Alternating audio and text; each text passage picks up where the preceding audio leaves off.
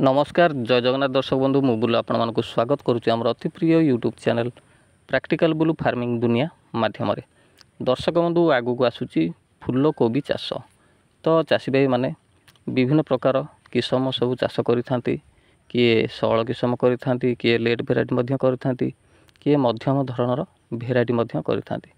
तो आज वीडियो रे आमे जानिबा जोटा कि रही फूलकोबी चाष किपरि करिबा बा फूलकोबी चाष प्रणाली ता सहित सहल किसम जदि चाष करिबा तो क्यों क्यों भेराइटी आमे चाष करिबा तो संपूर्ण डिटेल्स ए वीडियो माध्यम आपण माने जानि परिबे।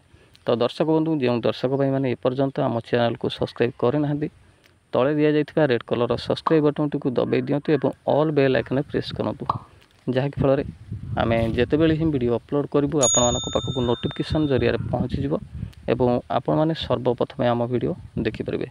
तो दर्शक बंधु आज भिडटी रही फूल चाष प्रणाली। फूल चाष करने को हेले की पदक्षेप नेबा निहाती दरकार एवं तार फर्टिलाइजर मैनेजमेंट एवं रोगपोग मैनेजमेंट तो की रोग सब क्यों स्टेज रे लगी थाए ताकू निराकरण करने कौन कौन सब पदक्षेप नवा निहाती जरूरी तो संपूर्ण डिटेल्स ये वीडियो मध्य आपण माने जानि परिबे। वीडियोटी को जमारू भी स्किप करंतु नहीं कहीं वीडियोटी बहुत आपण मानक पई इम्पोर्टेंट रहिबो लाभदायक रहिबो जदि भी आपण माने फूल चाष करिया पई चाहते। तो दर्शक बंधु डेरी करबानी चलंतु वीडियोटी स्टार्ट करबा।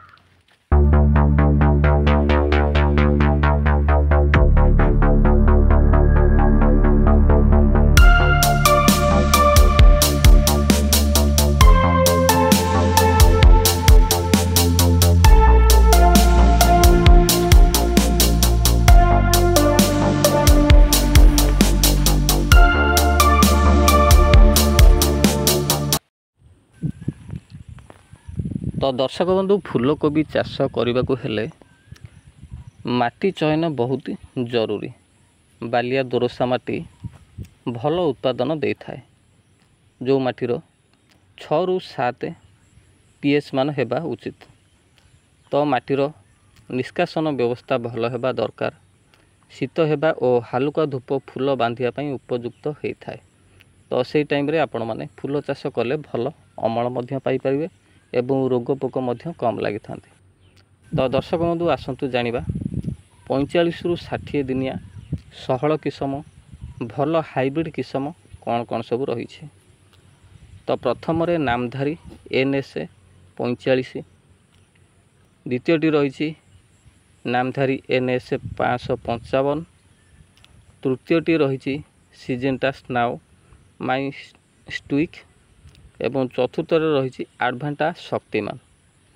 तो जदि लोकल भेराइटी आपण माने करंती ताहले आपण मानक पई बहुत भल मध्य हेबो।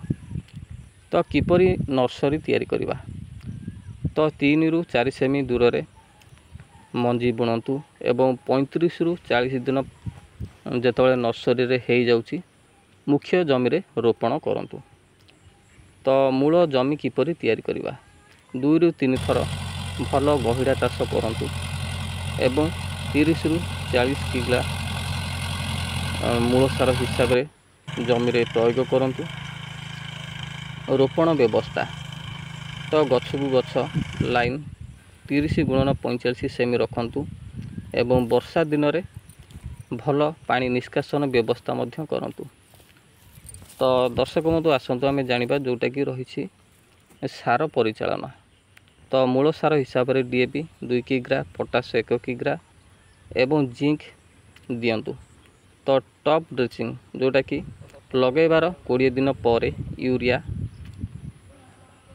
1 ରୁ 2 किग्रा प्रयोग करंतु एवं 35 दिन पर यूरिया 1 ରୁ 2 किग्रा मध्य प्रयोग करंतु।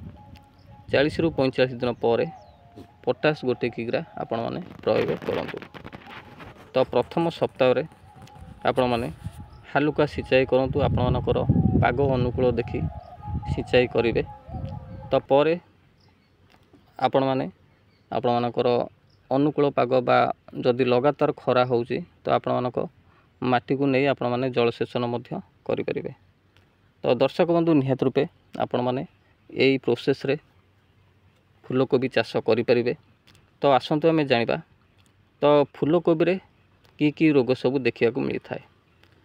तो प्रथम तो रही डंपिंग ऑफ ब्लैक रट डाउनिंग मिल्ड्यू जोटा कि फंगस जातीय रोग यह आक्रमण करें।